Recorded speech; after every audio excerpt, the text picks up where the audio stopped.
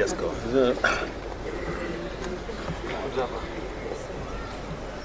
Are you ready? You ready? Ladies and gentlemen, we have had a meeting of the Central Committee of the ODM party. Central Committee is the organ of the party that deals with managerial issues in the party and also issues of policy. We have had a comprehensive meeting today, and we have a statement which is going to be read to you by the Secretary General, Honorable Edwin Sifuna. Thank you, Your Excellency. We proceed straight to the statement of the Central Committee meeting of 2nd July 2024. And it is titled, "This is Kenya's Last Best Chance." The Central Committee of the party has this morning held a meeting to deliberate on the ongoing crisis in Kenya. This meeting is happening at a most difficult time for our country, given all that has happened in the last few weeks. We are acutely aware that many families are still in mourning, having lost their loved ones, with civil society groups estimating that over 30 young Kenyans fell to the regime bullets in the course of the street protests. Many of these families are yet to bury these victims. On behalf of the entire ODM party, the Central Committee extends its deepest condolences to all those who have lost their loved ones and pray that God will comfort them in this time of tragedy. We also know that many were injured and some are still in hospital. We wish all of them quick recovery.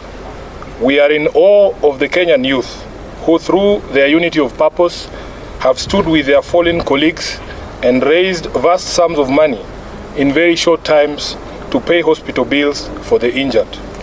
As a mass movement that has been on this journey of true liberation for a long time, we know how difficult it is to achieve some of the things that we have seen you do. You have absolutely earned our respect as a party, and we salute you. As believers in the right to peaceful protest as enshrined under Article 37, we condemn in the strongest terms possible the abuse of police power in the deployment of violent suppression techniques on innocent and armed protesters. Our position is that no one has to die in exercise of the rights under Article 37. We further condemn the ongoing arbitrary abductions of innocent Kenyans who are carted away in the most violent and inhumane manner and held incommunicado for days. As we speak, the reports are that upwards of 50 individuals have been illegally abducted and their whereabouts remain unknown. To make it worse, it is clear that no one in government is ready to take responsibility, to render an apology, or to make amends. The head of state himself has tried to distance his regime from these killings, injuries, and abductions, instead conjuring up theories when everyone can see the blood on his hands. We have the most callous, insensitive, and obtuse regime in the history of Kenya. It is no wonder that chants of Ruto must go are ringing out all across our land. Government must never abdicate its responsibility to protect life and the property of its citizens. And if it does, as Ruto has done, it deserves to go. As a party that was founded on the tenets of social justice, we shall walk the journey of bringing about justice and accountability for all of the regime's crimes since they took power. We stand with the people in their quest to liberate themselves politically, socially, and economically. Kenyans asked us to stand with them against the punitive tax proposals in the finance bill, and we did. Of the 115 members of the National Assembly who stood with the people and voted against the bill on the floor, 73 were in fact members of ODM. We applaud these great patriots and thank them for being true representatives of the people. As a party, we celebrate you for being on the right side of history, and the party has charged the Honorable Opiyo Wandayi and the Whip Junet Mohammed to convey this message to each individual member who stood with the people of Kenya. Sadly, a few of our members went against the wishes of the people and sided with the oppressor, and we will speak to those the consequences shortly. In light of this state of affairs, the meeting has resolved as follows. Number one, that it is time for all of us in the political leadership to begin to listen. Listen to what the people are saying and not to our own voices. The young people have spoken in plain language that should be clear to everyone. Let's not be vague. Let's just do what the young people are telling the government to do. Number two, we consider this to be Kenya's last best chance. The youth have given our country our last best chance. We either seize it and swim with it by implementing all their demands, or we ignore it and sink the country altogether.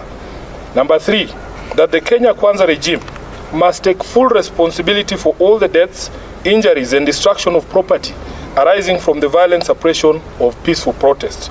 The president must publicly direct his security organs to forthwith seize the ongoing abductions, an exercise that we believe is being undertaken with his full approval and the approval of the state.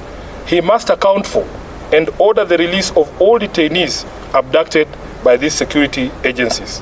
Number four, that the Independent Police Oversight Authority must expedite investigations into all these incidents, including allegations of mass murder by police in Githurai and in Rongai.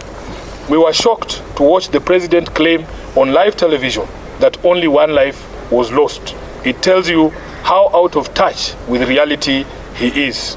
Number five, that in our view, what happened on the 25th of June 2024 amounted to a vote of no confidence in the Ruto regime.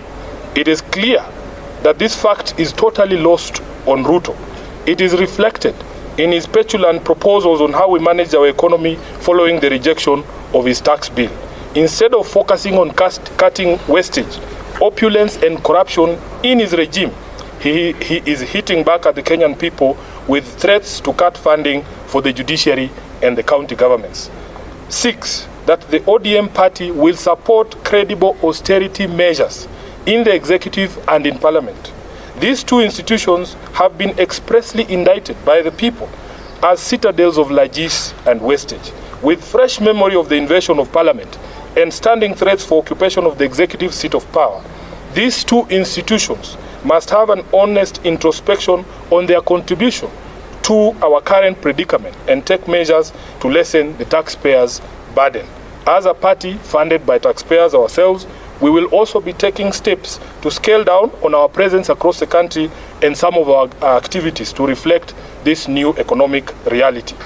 Lastly, that ODM shall initiate and lead recall processes in the following constituencies in light of the current office holders' repeated violation of their sacred oath and the wishes of their electorate. Number one, Game constituency. Number two, Bondo constituency. Number three, Navaholo constituency. Number four, Kajiado Central. Number five, Ikolomani. And lastly, Suba South in Homa Bay. Thank you. That is the end of the statement.